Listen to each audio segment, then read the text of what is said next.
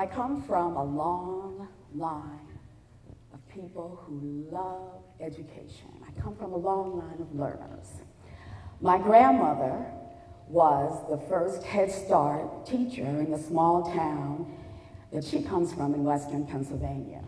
My parents were college educated.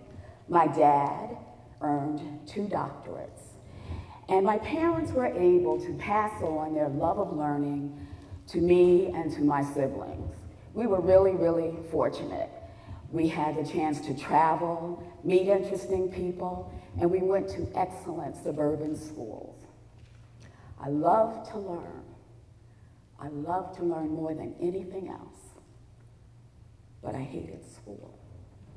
I never had a teacher that I liked. I never felt engaged in the classroom. I never felt that I was part of the process that is so needed in order to be a learner. I never liked school, but I loved to learn.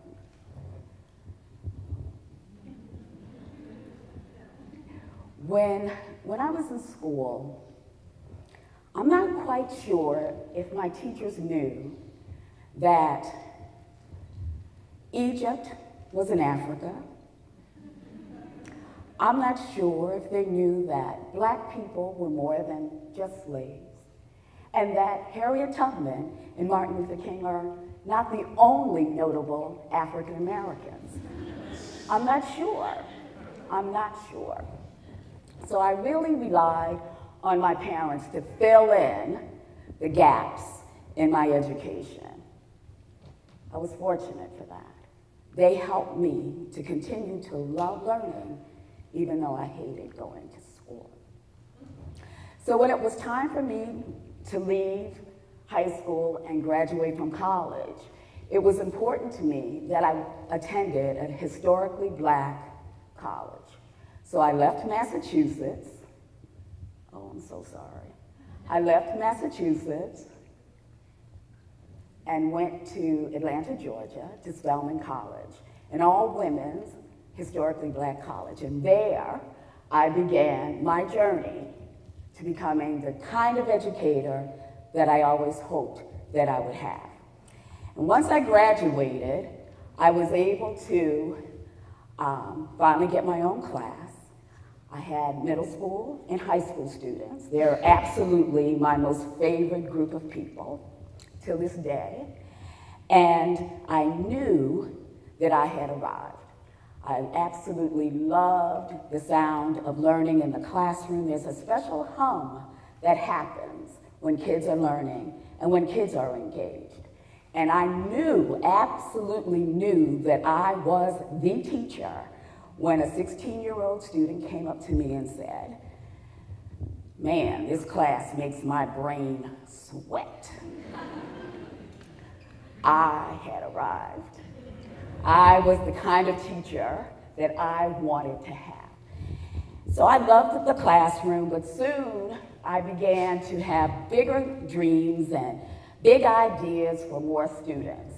I really wanted to take a stab at education on a more global platform. So I decided to become an administrator. I went back to school and got my principal certification. But I soon found that big city districts are not designed for poor children with little choices to do better. There's too much red tape. There are too many obstacles and too many reasons why children from poor neighborhoods cannot do well. I was frustrated, so frustrated, and I would call my dad and say, "Dad, I can't take it, this is it." And he would say to me, "Daughter, you care, that means you'll make a difference." My father was absolutely the smartest person in the world to me. So I started my own program. I left the school district and started my own literacy program. I thought maybe I should try a different angle. I should try the parents and help families understand that in order for there to be progress as a family unit, literacy and learning had to become a family goal. So I started Literacy First. It wasn't easy. It wasn't easy. Changing how people think about themselves and think about how learning happens, it's not easy, especially when there's a history of failing. So I continued with my family literacy program, and then years fly by, and in Philadelphia, the charter school movement flooded the city, Charter schools allow children and parents to have the type of school that is accountable to them. Founders are able to design a school that they think will meet the needs of a given community. That charter school movement law was made just for me. It had my name on it. So it flooded the city of Philadelphia. I got a boat and a paddle, and I started rowing. And I worked in a charter school, and I was an administrator, and it still wasn't enough. I decided I needed to start my own school, but I needed a partner. I had big picture ideas. I had a whole new system of education that I wanted to make sure more kids had a chance to have. I wanted more city kids to love learning, to love their teachers, and to love to go to school. So I needed a partner, and that partner was Jerry Santilli, who had the opportunity to be the CFO of the school district of Philadelphia. So he had school finance. I had no problem spending money. I just needed a manager. I needed a financial manager, and he was that person. And he also had fresh ideas for how schools can be for kids. So we wrote an application, and it was approved. And we got busy. We decided that we wanted to have a citywide school, that our school would be the gift to the children of Philadelphia. We didn't want to focus on one particular neighborhood. We wanted children from all over the city to have the opportunity for a good education. So over a quick summer, we had to recruit teachers, we had to find a building, we had to order supplies, and we had to find children. So we had ads in different community newspapers, we spoke at churches, we spoke at community centers, and we needed 375 kids to get started. And on September 6th, after 6 weeks, we opened our doors to 375 children in kindergarten through the 2nd grade. We were fully staffed, we had textbooks, we had furniture, we were ready to go. So remember, we have children coming from all over the city. And Philadelphia is a city of neighborhoods. But we had to make sure that our school became the neighborhood for these children. We had to establish common ground for these kids so that everybody felt part of the community. So we worked really hard, and we became a caring community. And our children worked so hard that we're talking about an urban school that has won national awards for their caring community and a safe school climate. An urban school. How can that happen? An urban school with urban children able to maintain a caring, safe environment where everybody feels safe enough to learn. And because of this caring school community, we expect achievement to happen, and it does. When our students leave us in 8th grade, 90% of those children are able to read and do math at the proficient and advanced level. Urban students, 90% who come from impoverished homes, 90% can read and calculate on or above level. Urban children able to establish and maintain a school culture where everyone feels safe enough to take the chance to learn. Who knew? So, over the years, my thoughts have changed. about learning, about leading a school. Never in my wildest dreams did I think that we would be able to have the types of opportunities that we have for our children. I've gotten rewards that I didn't expect. When I walk in the building, I get hugs. Who hugged their principal? When I walk down the hall, little legs are skipping with me to class. And high school students come in on Saturdays to learn extra when they need the help and to hang out. Urban education at its best. Urban education at its finest. Our students have the opportunity for music and art and athletics, all the things that every child deserves and needs in order to be a well-rounded human being. So, when we opened in 2002, you have to remember, we had families from all over the city.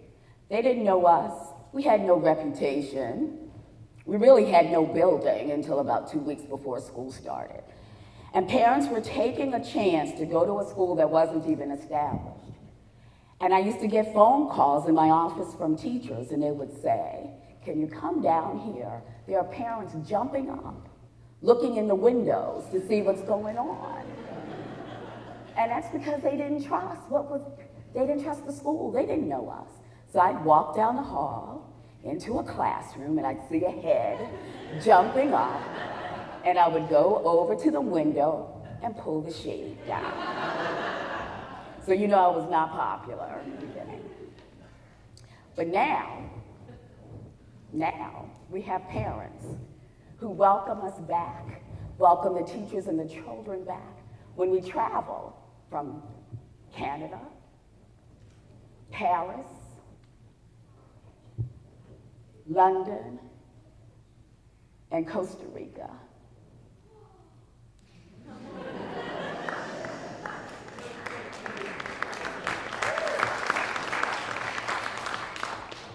To keep myself grounded, all these wonderful things have happened. To keep myself grounded, I always remember the little boy when we first started who was in 2nd grade. And the teacher would put a picture book in his hands. And he would cry instantly. And it's because he would cry because he didn't really know how to, and he was in 2nd grade, he didn't really know how to hold a book. He didn't really know how to turn pages. It's called literacy behaviors. He didn't have them. So he would cry. He stopped banging his head and calling himself stupid once he got the learning support that he needed. And when he left us in 8th grade, he was proficient, was a strong and confident reader. Now that he's in high school, he's in 11th grade, what big picture ideas does he have for himself now that he's a confident learner and reader? How has his thought process changed about who he is as a person now that he knows that he has the ability to learn? And these parents who allow us to take their children all over the world, what big thought ideas do they now have for their kids? Now that they see that their children are world travelers, how are they going to make sure that the paradigm shifts for those children, for their children? We work hard every day to make sure that our students enjoy and love school. Now we have one additional school, so there are 1,600 students that we're responsible for educating. And our goal is that learning is important to them every day. Our goal is for them to have a successful school experience so that they will want and demand the same for their children when it's time. And I'm fortunate enough to be able to work with teachers and a staff who believe in the same thing. They want only the best for our children. So now, after all these years, I finally feel part of the learning process. I finally love going to school. And I finally have 1,600 teachers who are our children that I absolutely adore. My dad was right. My dad was right. Thank you.